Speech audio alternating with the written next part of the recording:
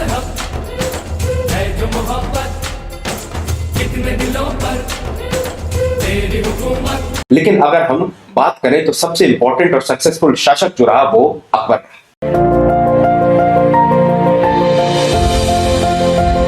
अकबर के नवरत्नों के बारे में, अकबर के बीरबल के साथ जो किस्से उनके बारे में, तानसेन के बारे में, टोडरमल के बारे में, मुल्ला दो प्याजा के बारे में, इस तरीके से बहुत से किस्से आपने सुने।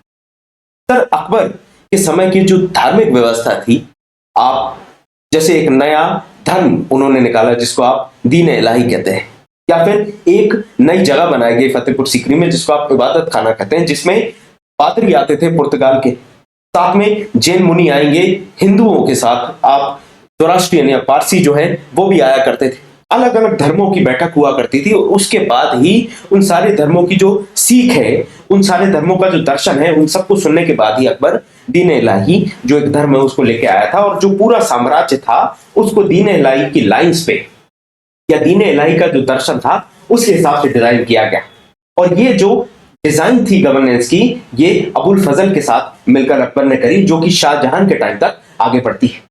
शाहजहां के बाद से औरंगजेब आता है और औरंगजेब फिर कोशिश करेगा कि शरिया के हिसाब से पूरा साम्राज्य चला जाए, जिसकी वजह से धीरे धीरे दीमक जैसी लग जाती है मुगलिया सल्तनत को। और 1707 के बाद से आप देखेंगे 1857 तक ये जो इतनी गजब की सल्तनत थी वो मिट्टी में मिल जाती है। जी बिल्कुल सही कहा सर आपने कि अकबर की जो धार्मिक व्यवस्था है वो कहीं ना कहीं दीन इलाही या सुलह ए कुल की नीति कही जा रही है। अगर हम ये समझें कि अकबर ने एक नए धर्म को चलाया, क्या दीन ए इलाही एक धर्म है? तो अगर आप कुछ पैरामीटर्स को देखें जो धर्म पर होता है वो आपको देखने को नहीं मिलेगा। यानी कि धर्म और दीन ए इलाही इन दोनों में कुछ ना कुछ तो डिफरेंस है। जैसे अगर हम धर्म को समझे तो जो धर्म होता है उसकी अपनी एक पूजा पद्धति होती है। अब दीन ए इलाही में क्या हमको कोई पूजा पद्धति मिलती है? तो हमको नहीं मिलती है। धर्म की एक निश्चित पुस्तक होती है जो बहुत ही पवित्र मानी जाती है, उस पुस्तक को उस धर्म के सारे अनुयायी फॉलो करते हैं। दीन ए इलाही में हमें यह भी विशेषता नहीं मिलती। तीसरी बात, जो भी धर्म होगा उसका कोई एक आराध्य देव होगा, कोई एक ईश्वर होगा, कोई एक अल्लाह होगा। दीन ए इलाही में हमें इसकी भी जिक्र नहीं मिलती। तो आखिर ये जो कसौटियां हैं धर्म की वो तो दीन ए इलाही में मौजूद नहीं है। तो फिर दीन ए इलाही को हम धर्म नहीं कह सकते, तो फिर है क्या? तो अकबर के अगर आप साम्राज्य को देखिए तो अकबर का जो साम्राज्य है वो बहुत बड़ा है, उत्तर भारत से लेकर दक्षिण भारत के कुछ हिस्सों तक फैला हुआ है। ऐसे में इतने बड़े साम्राज्य को दिल्ली में बैठा हुआ एक शासक या आगरा में बैठा हुआ एक शासक कैसे चला सकता है? वो चला सकता है तभी जब उसके राज्य में जो विद्रोह है वो कम हो। और विद्रोह कम कब होगा? जब जो प्रजा है उसका राजा पे भरोसा ज्यादा होगा, या जो प्रजा है वो नैतिक रूप से ज्यादा बेहतर होगी।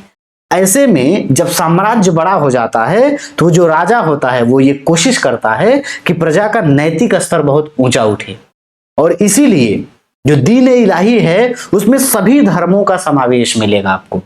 सभी धर्मों के कुछ अच्छी अच्छी बातें होंगी और उन्हीं अच्छी बातों का प्रचार किया जाएगा ताकि जो प्रजा है वो उन्हीं बातों को देखे और अपना नैतिक स्तर ऊंचा रखे और फिर वो विद्रोह नहीं करेगी।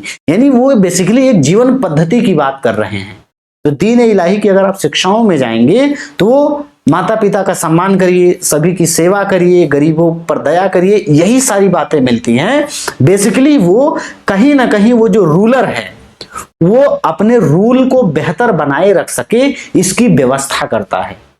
और सिर्फ अकबर ही नहीं, आप हर उस राजा को देखेंगे जिसका साम्राज्य ज्यादा बड़ा हुआ है वो ऐसे ही एक धर्म जैसी चीज को चलाएगा।